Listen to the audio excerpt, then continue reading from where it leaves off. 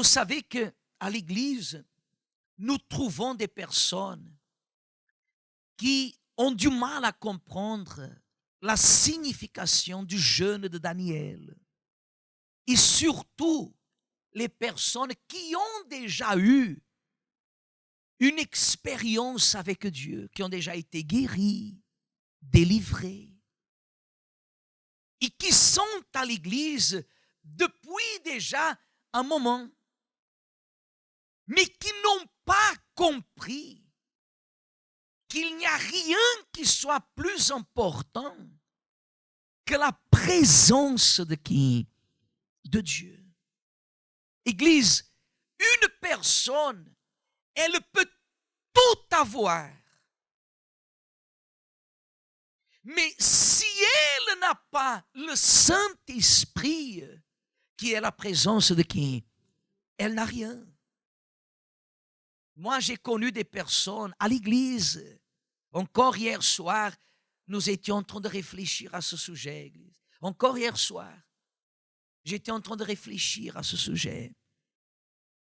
Parce que l'expérience, quand elle est enveloppée avec la foi agissante, elle est bonne. Mais l'expérience, lorsqu'elle est accommodée, elle sent mauvais. Et elle produit des mauvais fruits. Combien sont ceux qui se perdent dans leur foi? Des personnes qui ont eu des conquêtes, des personnes qui ont eu des réussites, des personnes qui ont triomphé. Vous voyez que la Bible dit que celui qui sème pour la chair, il récolte le fruit de la chair. Et la Bible dit que le fruit de la chair est quoi? Est la mort, est le péché. Le péché mène à la mort. Mais celui qui sème dans l'esprit, il va récolter dans l'esprit pour la vie éternelle. Pour la vie éternelle. Vous voyez que quand la personne, elle cherche la présence de Dieu, elle ne fait pas des efforts pour ne pas parler des gros mots. Elle ne parle pas des gros mots. Pourquoi? Parce que la présence de Dieu lui donne la conscience. Lui donne la conscience, lui apporte cette réflexion. Elle a la présence de Dieu. Elle ne peut pas parler des grossièretés. Le mensonge ne peut pas accompagner la présence de qui?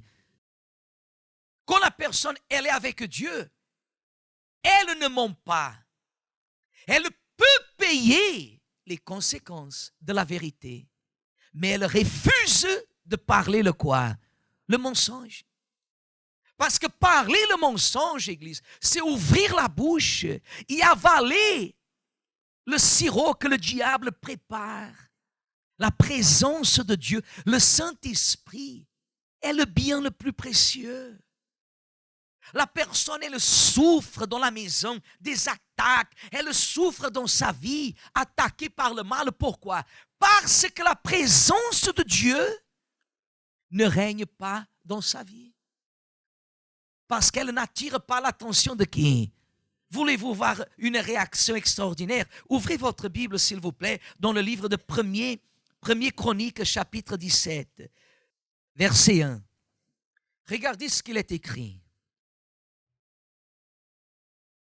Lorsque David fut comment? Établi où? Dans sa maison. Regardez bien, lorsque David fut établi dans sa, il dit à Nathan le prophète. Qu'est-ce qu'il a dit à Nathan le prophète? Voici, j'habite dans une maison de quoi? De cèdre. Et l'arche de l'alliance de l'Éternel est sous une tente. Nathan le prophète répondit à David, fais tout ce que tu as dans le cœur, car Dieu est avec toi. Regardez la réflexion de David. Pourquoi David il a dit ça? J'habite dans une maison de cèdre qui était le matériel le plus efficace, le meilleur matériel utilisé dans les palais, dans les endroits des personnes comme David qui était consacré roi. Il a dit, moi j'habite ici. Regardez ici le pasteur. Mais l'arche de l'Éternel, l'arche de l'alliance de l'Éternel, qui représentait la présence de qui? De Dieu. Elle est où? Sous une tente. David, il savait d'où il venait. Parce qu'aujourd'hui, il avait un palais, il avait un endroit où il habitait. Mais il n'oubliait pas que lorsque Dieu l'a choisi, il était derrière les montagnes, oublié de son propre père et mère. Il était oublié de tout le monde. David, il savait qu'un jour il était derrière les montagnes, oublié de son père, oublié de sa mère. Parce que quand Samuel, il est venu pour consacrer le roi, le papa de David, il a appelé tous ses enfants sauf qui? Sauf David. David, il savait où il était. Je sais où je suis. Je sais où je suis. Cependant, la présence de Dieu, c'est inacceptable qu'elle soit sous une tente et que moi je sois ici. Nathan lui a dit, fais tout ce que ton cœur te dit de faire. Et si vous continuez à lire, qu'est-ce que vous allez voir? Que David parle avec Dieu et Dieu lui dit que David ne pourrait pas lui bâtir une maison, mais que le fils de David serait celui que Dieu utiliserait pour qu'une maison soit bâtie. Et nous savons qu'à travers Salomon, le temple a été bâti. Mais tout ça à cause de quoi? À cause de l'importance que David a donnée à la présence de qui? De Dieu. Église, regardez le passé. Qu'est-ce qui occupe la place dans votre cœur? Qu'est-ce qui occupe? Des fois, vous êtes ici, vous êtes venu chercher la présence de Dieu, mais vous êtes partagé avec vos enfants, avec votre époux. Vous venez chercher la présence de Dieu, mais vous êtes partagé, divisé. Vous ne donnez pas la place totale à Dieu pour qu'il puisse établir sa présence. Un homme, lorsqu'il se marie, à combien de pourcents il donne sa vie à sa femme? Pour que le mariage soit bon, 100%.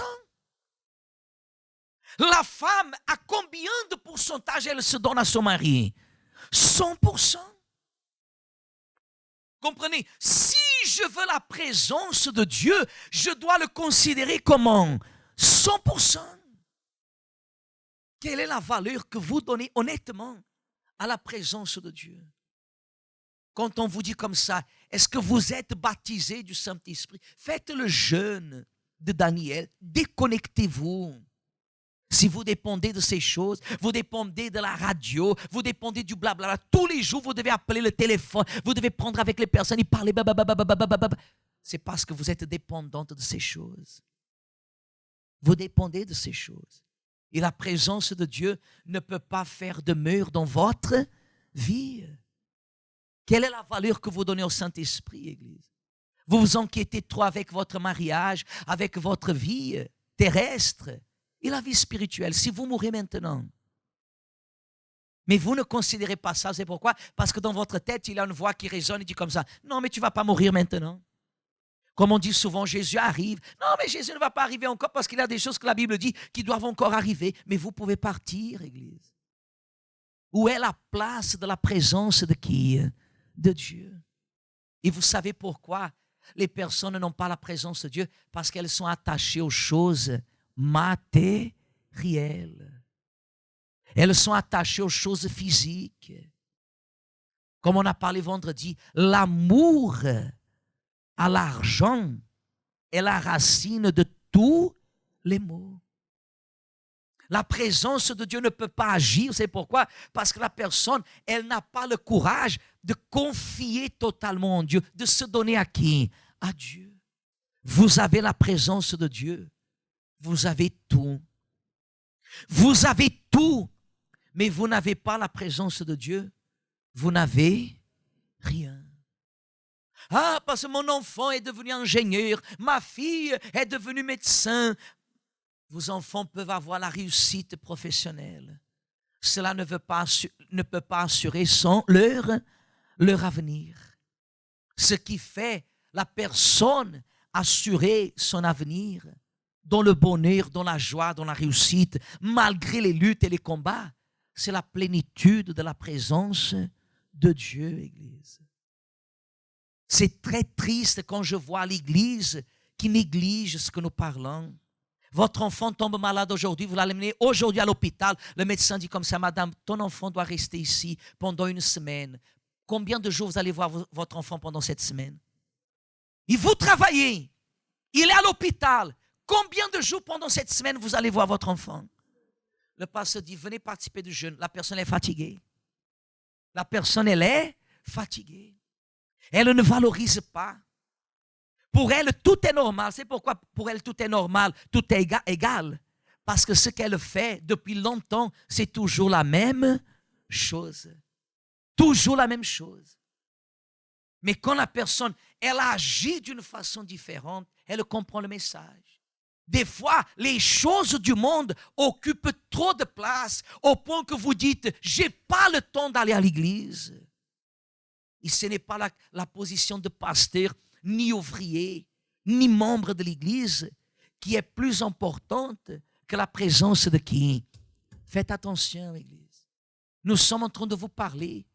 Toutes les personnes qui ont quitté l'église, indépendamment de position, dès quelqu'un qui a été évêque jusqu'à quelqu'un qui fut collaborateur, aux membres, quelqu'un qui quitte l'église, il quitte parce que la présence de Dieu, sans que vous remarquiez, depuis longtemps, n'occupe pas de place en elle.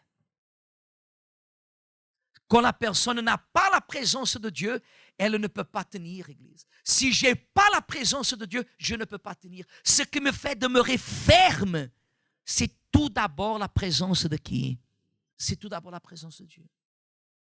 Sans elle, nous sommes perdus. Vous devez analyser. Parce que l'extérieur, peut-être, vous prenez du zèle et vous faites du bien. Mais la valeur que vous donnez à votre corps intérieur, c'est là que vous prouvez à Dieu où vous investissez pour que sa présence puisse demeurer. Amen. Nous allons chercher cette semaine, Église. Nous allons chercher toute cette semaine à l'Église la présence de Dieu. Nous allons travailler pour que la présence de Dieu, elle trouve la totale disposition en nous. Si la présence de Dieu ne trouve pas 100%, je vous assure, elle ne va pas venir. Si vous êtes quelqu'un qui dit, parce que j'ai déjà donné toute ma vie à Dieu, il n'y a qu'à peine 1%, Dieu ne va pas venir. Parce que Dieu exige combien? 100%.